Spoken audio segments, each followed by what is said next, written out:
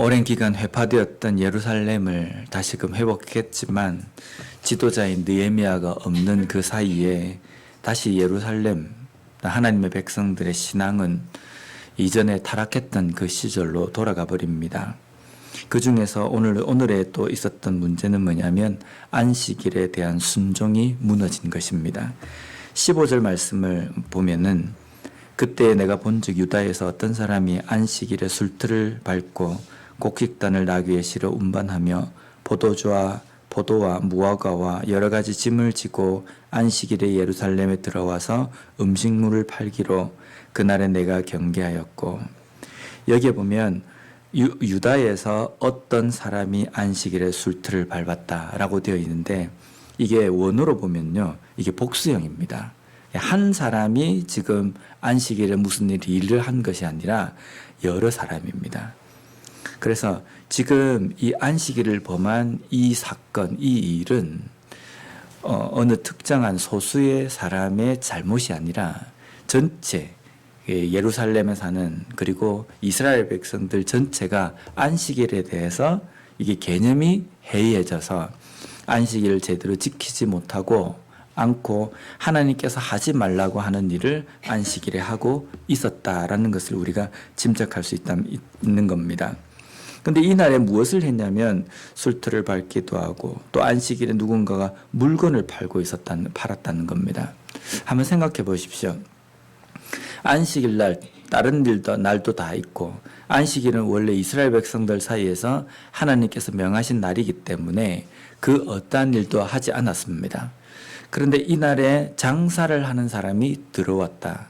만약에 모든 이스라엘 백성들이 안식일에 장사를 하러 들어온 사람이 있다 할지라도 그 사람의 물건을 사지 않고 또 팔러 온 사람이 안식일에도 좀 돈을 벌 줄 알고 왔는데 팔아도 팔리지 않으면 어떻게 되겠습니까? 당연히 물건을 파는 사람이 사라질 것입니다.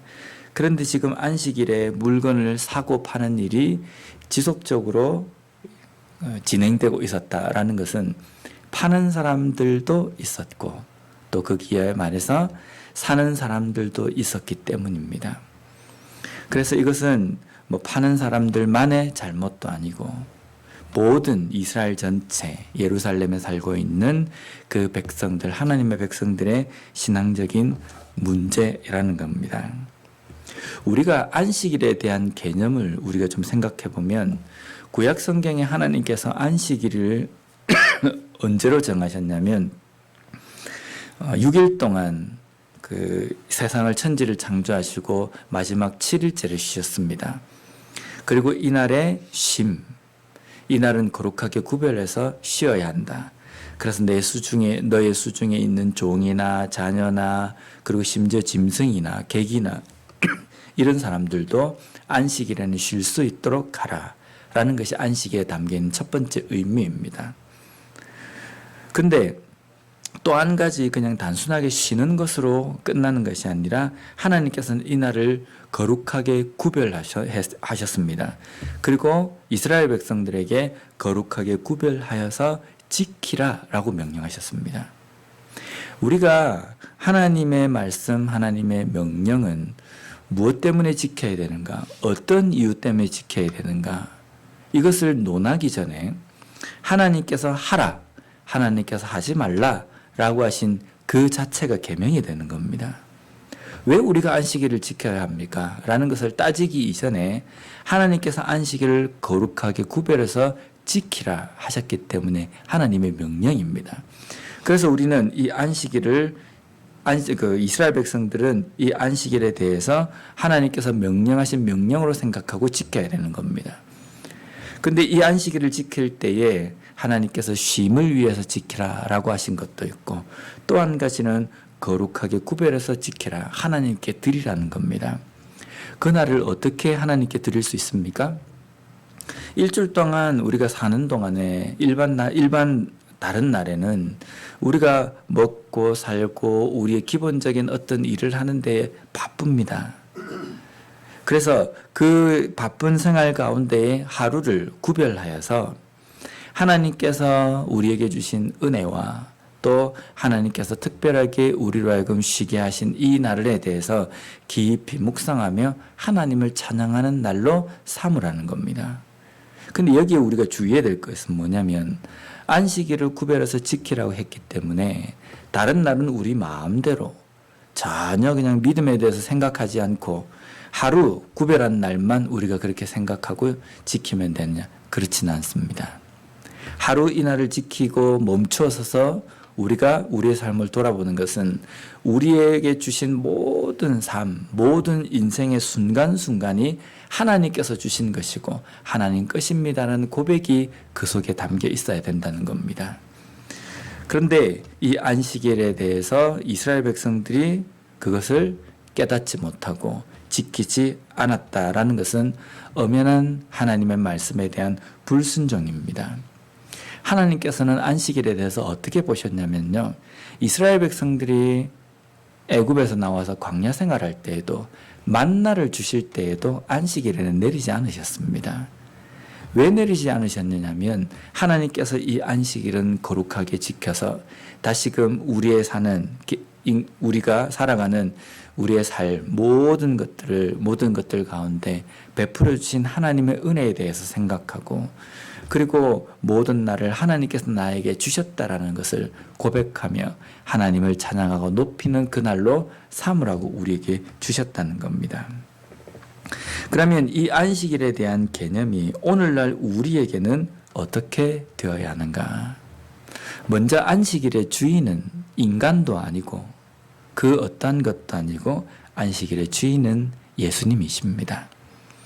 그러면 오늘날에는 우리가 안식일이라는 개념을 안식일에 담겨 있는 그 개념을 어디에다 그대로 적용을 하냐면 주일, 일요일에 우리가 적용을 하고 우리가 하나님 앞에 예배를 드립니다. 그러면 우리가 구별해서 하나님께 드리기로 한 그 날이 일요일이 되는 겁니다.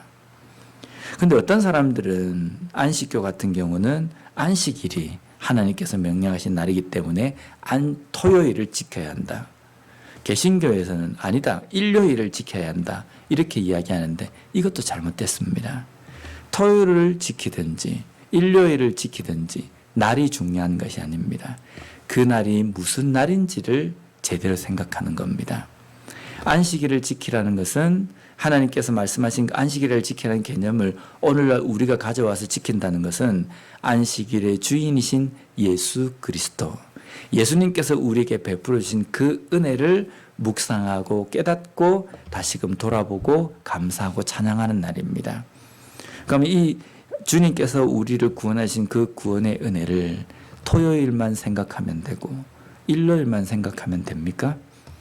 우리가 하나님 앞에 받은 그 구원의 은혜를 언제 감사해야 되냐면 우리의 매일매일 순간순간 우리의 숨이 붙어있는 그때까지 그 은혜를 찬양하고 감사해야 된다는 겁니다.